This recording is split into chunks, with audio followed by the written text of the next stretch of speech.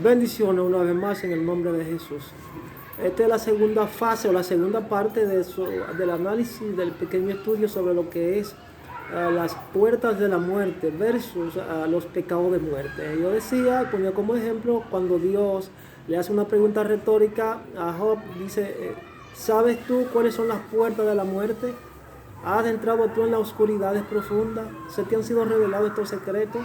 Y yo decía que esas diatribas que Dios le hacía era para enseñarle algo, sobre enseñarle cuáles eran los secretos de la muerte. Y decíamos que la muerte tiene puertas y que esas puertas son revelaciones, son conocimientos que nos van a ayudar a nosotros a tener un nivel de entendimiento, de razonamiento y de discernimiento para adentrarnos en la voluntad de Dios y nuestra alma pueda ser despertada, irradiada, influenciada por esa luminosidad que nos va a llevar a tener una conciencia plena de que en realidad efectivamente quiénes somos como hijos de Dios. Entonces, también analizaba que quizás esa fue la parte que se le quedó al siervo Vladimir Castro, siervo que Dios a través de la plataforma Ciclo Divino en las redes sociales. Y yo hablaba de las puertas. ¿Cuáles son esas puertas que nosotros debemos tener conciencia? ¿Por dónde que se abren esas dimensiones? ¿Por dónde que se abren esos portales?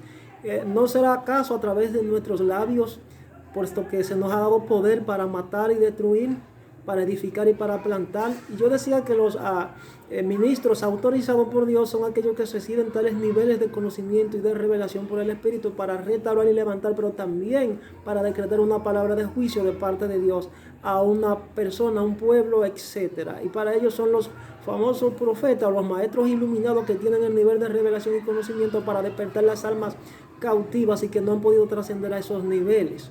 Entonces, yo hablaba que de las puertas, ¿para qué sirven esas puertas? ¿Cómo se abren esas puertas? ¿Cómo pueden entrar a la oscuridad y la muerte a través de qué puertas? ¿Qué es lo que Dios quiere enseñarnos entonces con esa pregunta que le hace a Job? Entonces yo analizaba aquí en el Proverbio 18:21, donde el proverbista aquí dice, la vida y la muerte están en poder de la lengua. Y el que mucho la abre comerá de su fruto. Pero también dice que la vida y la muerte están en poder de la lengua. El que guarda su boca, dice aquí en Proverbio 13:3, que el que guarda su boca, guarda su alma. ¿Y por qué esto? Más el que mucho abre sus labios tendrá calamidad. Y es que en el mucho abrir los labios hay problemas, aquí se esconde algo, hay un misterio, hay un secreto. ¿Qué es lo que se activa? ¿Qué es lo que se desactiva? ¿Por qué tenemos que tener ese nivel de prudencia y de conocimiento y sabiduría a la hora de actuar? Entonces yo decía que los pecados de muerte, según pude escribir en una de mis notas, los pecados de muerte son todos aquellos que son una lista exclusiva del imperio de la muerte. ¿Entiendes? Porque es una lista de maldades que se traducen en sentimientos, en pensamientos, en decisiones, en acciones, en lenguajes que nosotros debemos manejar para que podamos vivir en ese nivel de irradiación, en ese nivel de luminosidad, de comprensión de la verdad, para que podamos activar la vida en nuestras propias almas y activar la vida de Dios en otras almas. Entonces, las puertas para abrirse paso, yo decía que las puertas son todas y cada una de las revelaciones de los conocimientos espirituales que nosotros podemos recibir, sean por la visión, revelación, sueño, enigma, a través de los conocimientos literales de la palabra, por el Espíritu Santo, la revelación de la palabra. No son lo que de alguna manera las puertas nos abren paso para la luz de Dios o nos abren paso para las tinieblas. Entonces, el pecado precisamente es lo que abre el paso para que la muerte entre. Nuestras palabras se traducen entonces en pensamientos, sentimientos y acciones que se alojan en el corazón y estas a su vez activan en los elementos que traerán la muerte, tanto en el plano espiritual y que repercutirán en el plano físico, o sea, a tu propio cuerpo. Hay personas, decía el ministro Vladimir Castro, que literalmente están están en cárceles espirituales. O sea, porque ha sido emitida una sentencia en contra de ellos por cuanto le abrieron una ley, le dieron derecho legal a una acción y los demonios saben utilizar muy bien esa parte. Entonces inmediatamente ellos abrieron la puerta, le dieron legalidad a través de un pecado. Entonces los demonios entraron y ellos quedaron encerrados bajo esa oscuridad y se vuelven inoperantes en sus ministerios. Pero ese es otro tema. Entonces, el imperio de la muerte está relacionado con la ley de la muerte, con lo que es el pecado. ¿Cómo se le abre la puerta al pecado? Es lo que activa la ley espiritual de la muerte. Entonces, nosotros quedamos encerrados muchas veces fuera de dimensiones astrales, fuera de dimensiones espirituales, que a veces nos preguntamos por qué y oramos y tratamos de buscar comunión y siempre vivimos como si quedásemos en un ambiente de soledad y nos sentimos a veces que estamos solos. No es que el creyente se queda solo, porque Dios siempre está ahí. Lo que pasa es que tú activaste algo dentro del plano espiritual que le dio legalidad a las tinieblas, y que da tu don, tu ministerio, tu mover, quedaste inoperante en el plano espiritual y no puede operar bajo la unción y el poder sobrenatural de Dios, porque esto se mueve por una ley. Hay leyes espirituales. Entonces, la muerte espera bajo esas dimensiones y bajo esas normas y bajo esos principios. Nosotros tenemos que conocerla. Entonces, la muerte tenía y tiene un imperio. Y todo aquel que practica el pecado, y yo digo, aquel que practica el pecado no ha conocido a Dios. Pues también hay creyentes que, aún conociendo a Dios, yo entiendo que tienen cierto desliz y se vuelven recurrentes. Y por eso aquí hice un análisis, una parada sobre lo que son los pecados de muerte, y vamos a analizar eso más adelante. O sea, digo que la muerte tenía y tiene un imperio a todo aquel que practica el pecado, que los mantiene conectados con el inframundo o el mundo espiritual de maldad. Personas que aparentemente están vivas, pero están podridas espiritualmente en su interior. Pecado de muerte. ¿Hay pecados que nos llevan a la muerte? Vamos a analizar eso. Por ejemplo, ponemos aquí el caso donde Pedro mintió. Eso no lo llevó a la muerte literalmente. Hay a veces que los teólogos no logran tener unicidad sobre lo que son estos principios, sobre todas estas interpretaciones, pero yo voy a dar con la realidad de lo que se esconde sobre los pecados de muerte. Aquí tenemos Ananí y Zafira, una pareja que mintieron y robaron de las ofrendas que prometieron a Dios, y dice Pedro que ellos no mintieron a los hombres, sino a Dios. Vemos que aquí el pecado fue la mentira, lo que abrió paso a la muerte, y Dios puso un ejemplo y los extirpó. ¿Pecado de muerte la mentira? Sí, es un pecado. Todos los pecados son aborrecibles ante la presencia de Dios, pero cuando se abre paso a una sentencia donde la persona tenga que desaparecer físicamente, ¿cuándo ocurre eso? Lo vamos a analizar más adelante. O sea, alguien dijo, no tenemos categorías exactas para decir que el pecado lleva a la muerte. Yo lo que sé es que esa parte que lleva a las personas, donde Dios toma la determinación de desarraigarlo y desaparecerlo de la tierra y lo lleva a dormir muchas veces, otras veces se pierden, otras veces no se pierden, eso tiene que ver con la reincidencia. Tiene que ver con la reincidencia. Y la reincidencia es lo que me dice a mí, que yo me hago de manera, aún teniendo el conocimiento, yo de manera recurrente, persisto en pecar y en practicar y en pisotear la sangre del Cordero, pisotear la sangre de Cristo y la voluntad de Dios. Personas que creen que se han burlado de Dios y Dios le da larga, hasta que llega un día donde Dios le llama a cuenta y se lo lleva. Yo entiendo que Ananí y Zafira quizás no era la primera vez que lo hacían. Lo que yo entiendo que detrás de esto siempre tiene que haber una antesala, y tiene por un Dios de misericordia. Y a la persona se vuelve reincidente para que un día Dios lo toma y le da larga. Gente que duran 10, 20 años Dios llamándole, y llega un día donde Dios dice, te vas.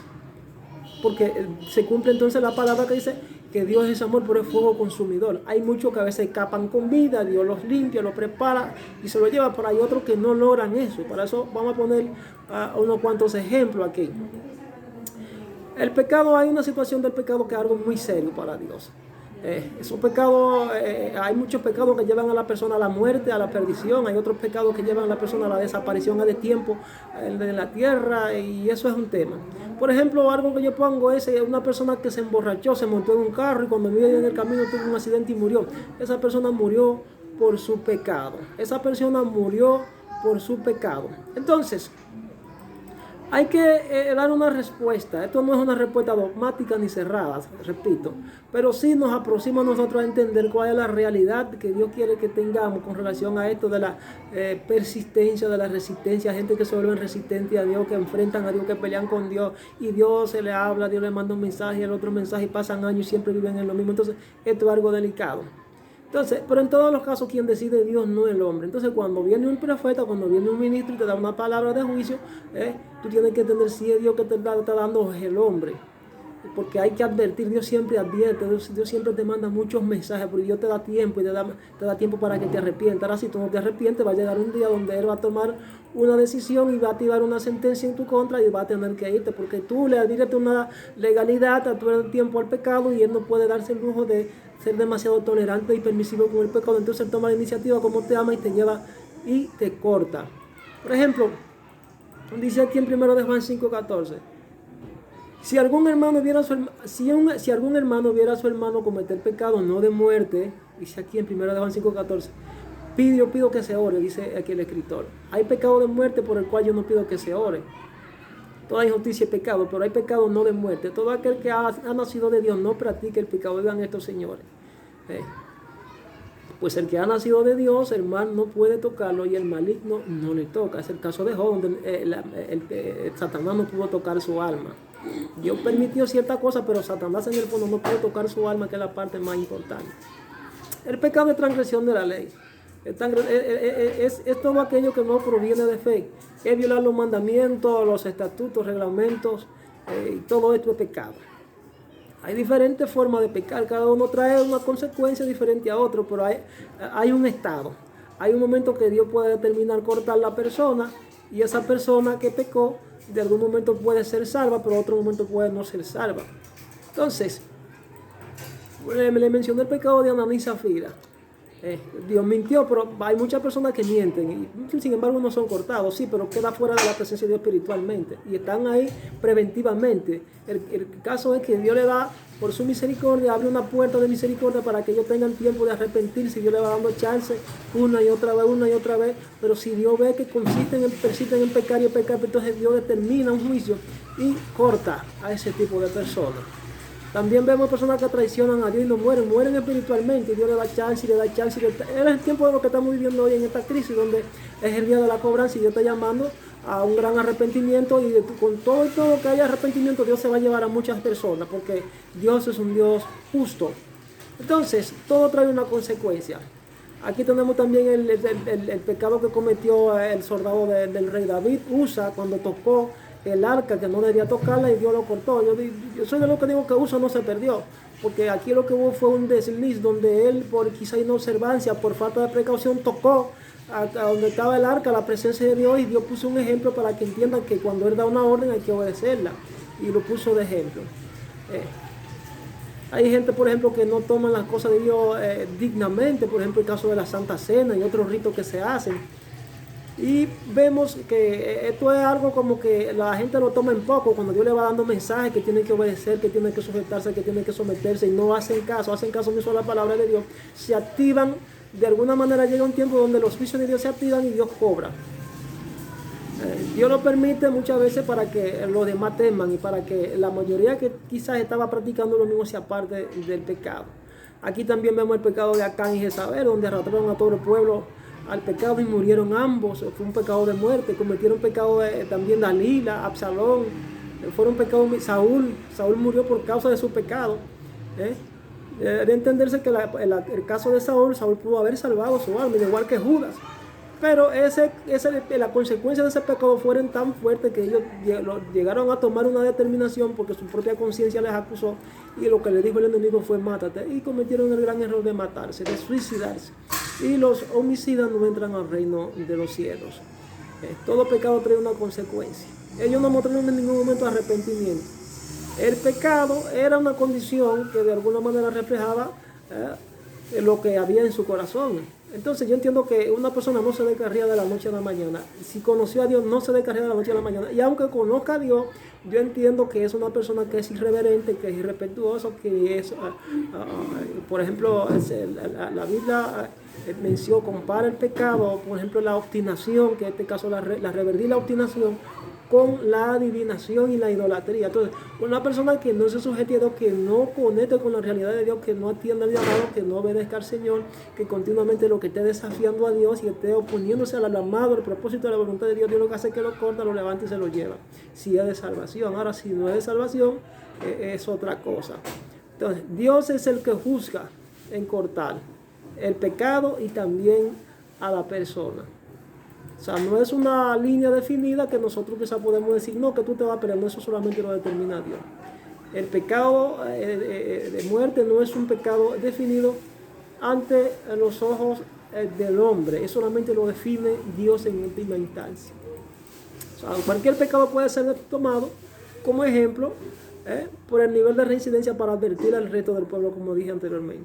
El pecado de muerte es aquel que por su gravedad y reincidencia Dios decide cortarle la vida a esa persona por causa de ese pecado, que puede ser para salvarlo, repito, y también puede ser para que esa persona reciba su recompensa en el lado de la oscuridad.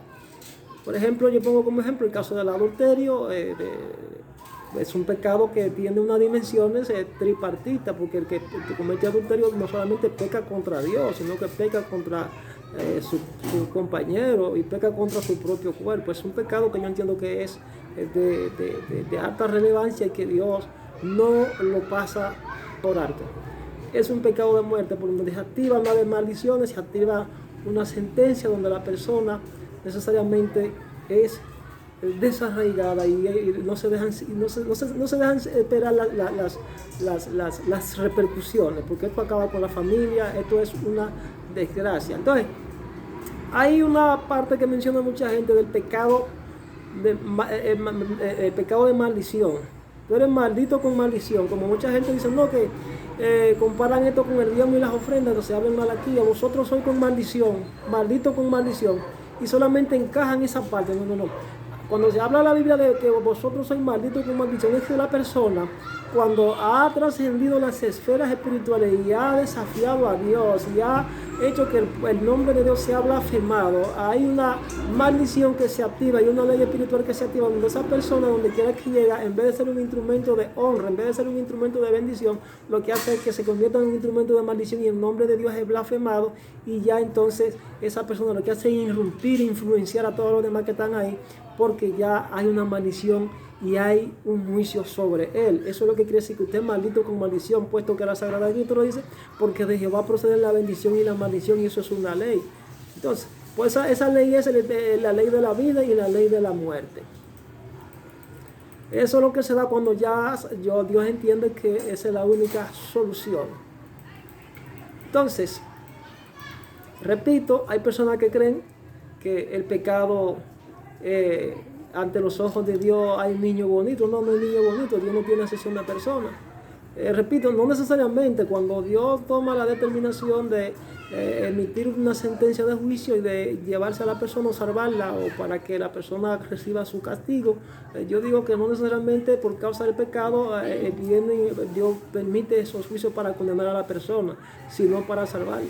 Y todo está marcado dentro de lo que es la voluntad de Dios, y ese es un tema. Entonces, el tema aquí, recapitulando, es las puertas de la muerte más versus la puerta, los pecados de muerte. Yo entiendo que las puertas de la muerte están emparentadas con lo que son vuestras acciones, con lo que son vuestras palabras. Los pecados de muerte en Israel eran precisamente la murmuración y el chisme, entre otros. Yo entiendo que Dios no tiene pecado de distinción de pecado. Lo que sí yo creo que el pecado tiene un estigma que se esconde detrás de él, y es la reincidencia. Es la reincidencia. Cuando tú persistes en pecar, dice la Biblia, ya no queda más sacrificio por ti, sino una horrenda expectación del juicio y el borde de fuego que ha de devorar a los que han desobedecido a Dios. El que tiene la sangre de Jesucristo por inmunda solamente le espera juicio. ¿Y quién es aquel que tiene la sangre de Jesucristo por inmunda y la pisotea continuamente? Aquel que se ha convertido, en que lo sabe todo, aquel que rechaza el mensaje de la palabra de Dios, aquel que se ha convertido en un rebelde, que es un obstinado. Entonces, eso se traduce, esos pecados son comparados con la idolatría. Con la idolatría, que bien podrían decirse que, para mi entender, esos eran unos de los pecados que Dios más aborrecía: la idolatría y la hechicería. La idolatría y la hechicería, esos son dos pecados que Dios aborrecía. Entonces, la obstinación y la rebelión son como si fueran la idolatría y la hechicería, repito. Entonces, es de entenderse que cuando de alguna manera se activa la muerte sobre la persona, es cuando tú resistes la voluntad de Dios, cuando tú no quieres escuchar la voluntad de Dios, cuando tú no quieres hacer la voluntad de Dios, y encima de eso entonces enfrentas aquellas palabras, enfrentas a los emisarios que Dios te envió para que tú te advirtieran. Por eso en un momento creo que fue Josafat, le dijo al pueblo, párense, oíd a los profetas, escuchen a los misioneros, le dijo el rey, oíd a Jehová, oíd a su profeta y seréis prosperados. O sea, si ustedes no escuchan a los mensajeros de Dios, no serán prosperados. Eso lo pudo entender el rey y advirtió al pueblo sobre este peligro. Entonces, cuando todo aquel que enfrenta a los hombres o mujeres de Dios en un momento dado, no importa quiénes sean, Dios no tiene niño bonito por el pecado. Cuando Dios determina una sentencia y dice, así dice Jehová, dile que así digo yo, y usted lleva la palabra, olvídese que usted habrá librado su alma. Entonces, en estos días Dios me ha dado la oportunidad de profetizar muy duramente sobre algunos hermanos, pero quizás ya algunos entienden que yo soy el que se ha inventado las palabras, pero más sin embargo las palabras no son mías y ya me ven como un enemigo, pero jamás van a negar que efectivamente Dios no le dio palabra. Porque si algo me caracteriza es que yo tengo mucho cuidado cuando recibo una palabra de Dios y trato de llevarla tal y como el Señor me la da. Yo hablo por lo que dice la palabra. Dice en una primera, segunda de Pedro. Si alguno habla, hable conforme a la palabra. Si alguno ministre conforme al poder que Dios da, para que en todos y por todos sea Dios glorificado por su Hijo Jesucristo, a quien pertenece la gloria y la honra por los siglos de los siglos. O sea, es evidente de que hay ya unos deleites de personas que se convirtieron en enemigos de Dios y agravaron más aún su situación porque han cerrado las puertas a la luz y han abierto las puertas a la oscuridad bajo una crítica destructiva, bajo la murmuración, bajo los chismes, y han entrado en el grave error de degradar, de difamar, de murmurar y criticar a los hombres y a los misioneros que tienen la voz autorizada de Dios para llevar este tipo de mensajes. Así que ha sido mi análisis en este día, ha sido mi advertencia, mi reflexión, para que todos aquellos que de alguna manera Dios les está llamando a un arrepentimiento genuino lo hagan y no enfrenten a Dios, porque no es contra quizás el mensajero que Dios te mandó, que tú tienes que pelear, no, tienes que arreglar tu situación con Dios, humillarte genuinamente ante Él, y si fallaste pedirle perdón, que la Biblia dice que 70 veces cae el justo y Dios está dispuesto a levantarlo. Así que bendiciones una vez más y nos veremos en una próxima entrega. Shalom.